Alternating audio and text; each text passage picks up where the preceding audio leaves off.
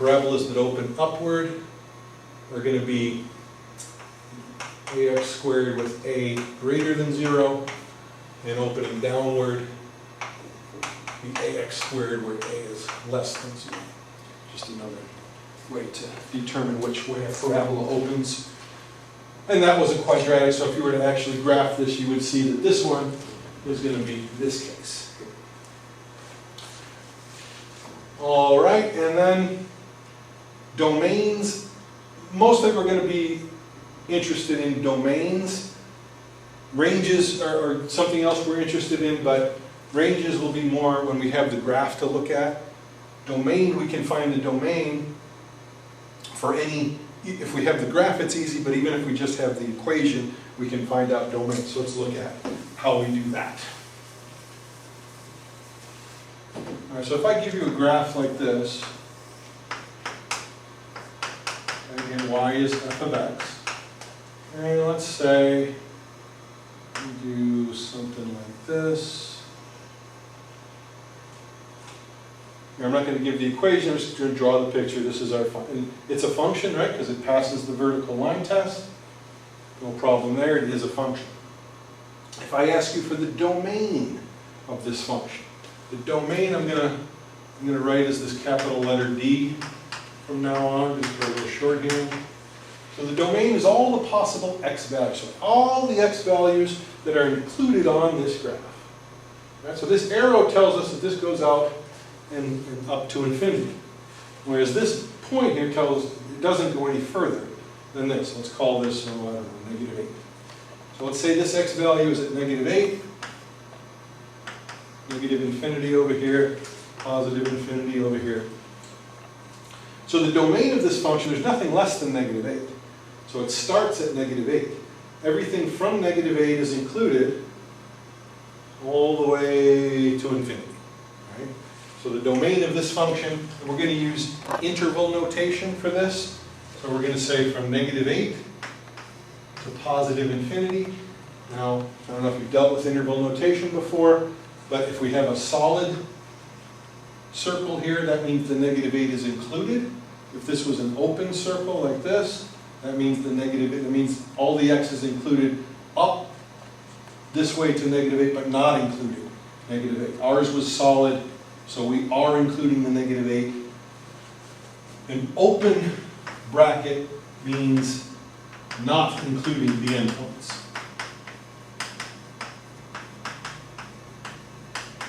Endpoint or endpoints. Whereas a square bracket, you include that. Infinity always gets a curved bracket, either positive infinity or negative infinity. You always put a curved bracket on infinity. But the -8, in this case, we are including it, so we're going to put a square bracket. Okay, so we're saying all the x values in this function, even though we don't have the equation, we have the picture, everything from -8, including -8, all the way out to infinity. And you can see that with the graph. The range are all the possible y values. So I have to label these to get the lowest y value there at -2. There's nothing below -2. Everything between -2 and 5, I'm calling this 5, is included, right? -1 is over here, 0, everything in here is included somewhere along the graph. Everything from here to here is included somewhere along the graph. So the range, I'm going to use this capital letter R. The range, all the y values. Again, we have a solid point here, so we are including the -2. This is a solid up here, so we are including the 5. So we're going everything, and always start from lowest to highest. So like here, lowest value to largest, lowest value here, including the -2, up to 5, and including the 5. Okay, so when you have the picture, it's pretty easy to see what x values are included, what y value. Oh, wait, I made a mistake here. What did I do? Anybody see this? I forgot about this arrow. Right? This arrow, even though it's below the 5, this arrow tells me that this goes up to infinity. Okay, so I made a mistake here. This arrow, and I was just going to say, I was just reminding what to look for, and I caught myself.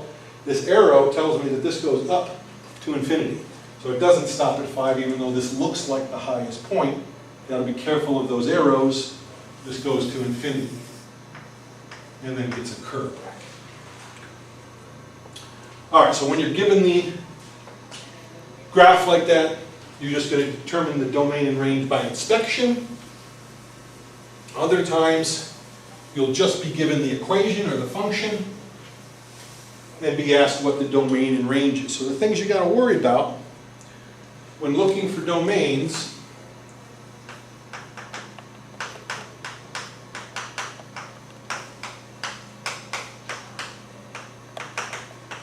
you got to worry about zero denominators, leave out any values that make a denominator equal to 0, or negative values under square roots. Right? Anything that gives you a negative value under a square root is not going to be in the domain of a function. We're talking about functions of real numbers. And zero denominators don't exist either. So those are the two things we got to look at. So something like, if I say, what is the domain of this function?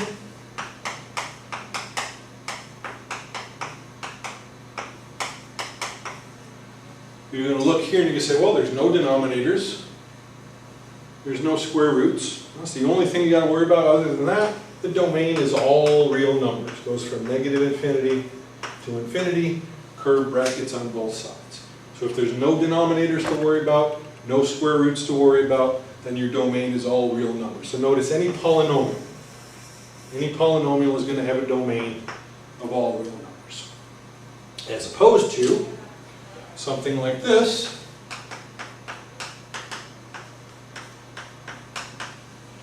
Okay, if I have this and I say this is a function, what is the domain? You're going to say what value, you're going to determine what value makes the denominator equal to 0, and you're going to leave that value out of the domain. So here we're looking at this, and we know x cannot equal 3. Right? In this, or we get a 0 denominator.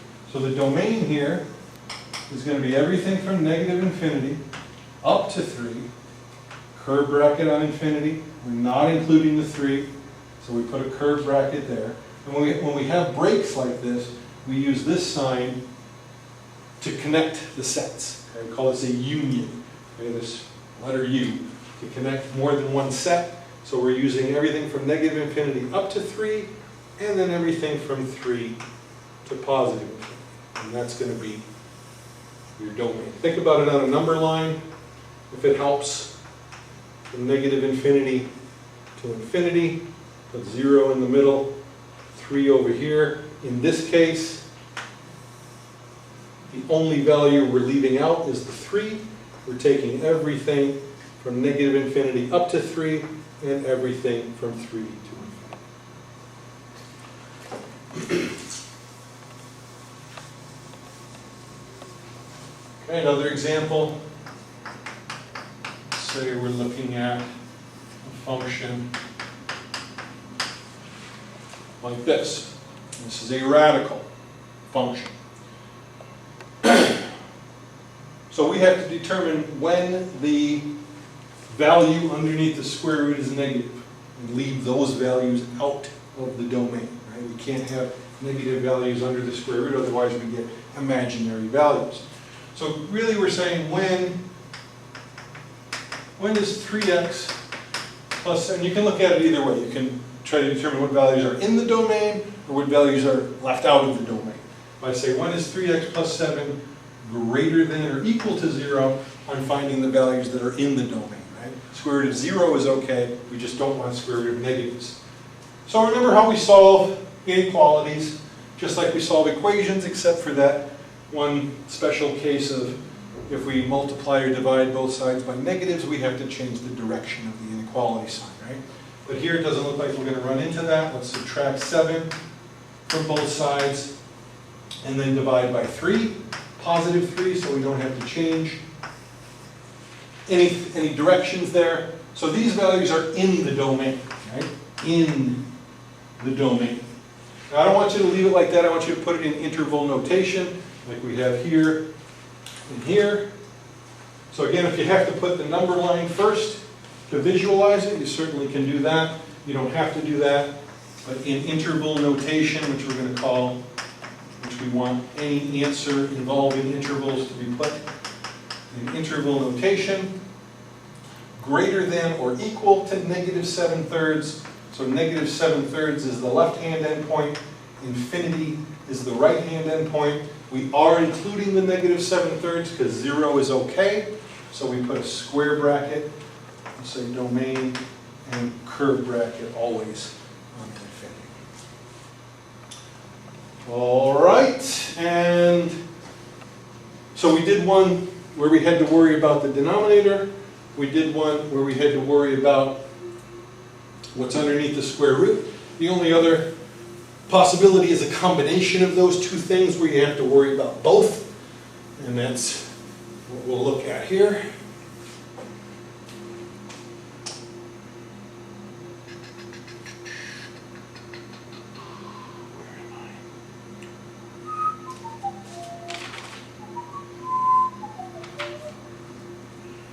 All right, I'll make one.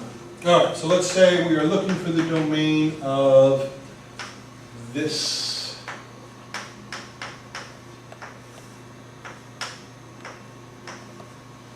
All right, so now this one involves both of the things we have to worry about.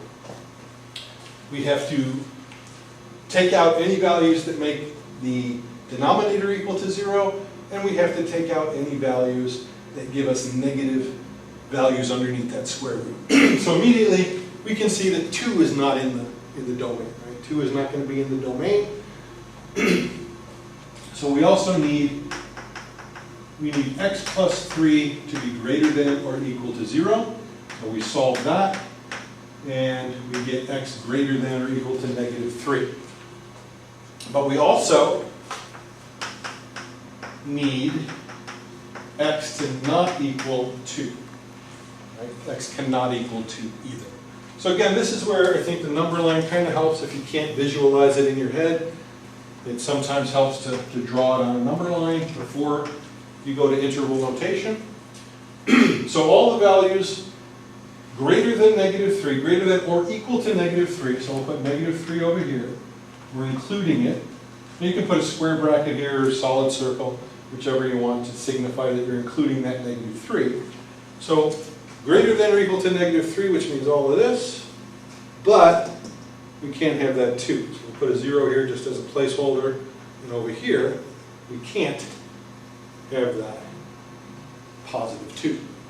So all the things in the domain are everything from -3 up to 2, not including 2, but then everything from 2 to infinity. So our domain here is going to be -3 to 2, including -3, not including 2, and then everything from 2 to infinity. And those are all the three things you got to worry about. Denominators not equaling 0, no negative values under square roots, or a combination of the two. All right, so that's how we find domains. So we did relations, we did evaluating functions, we did graphing functions, and intercepts. We've discussed intercepts already in chapter 1. Let's just quickly review intercepts. If I was to ask you, given this function, let's say, and I was to ask you what the intercepts of this function are, right? To find the x-intercept, we set y equal to 0.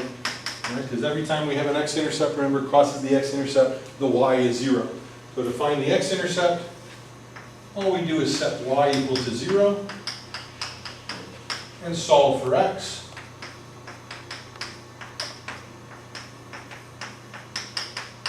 All right, so our x-intercept is at -7/5, 0. Right? That's the x-intercept.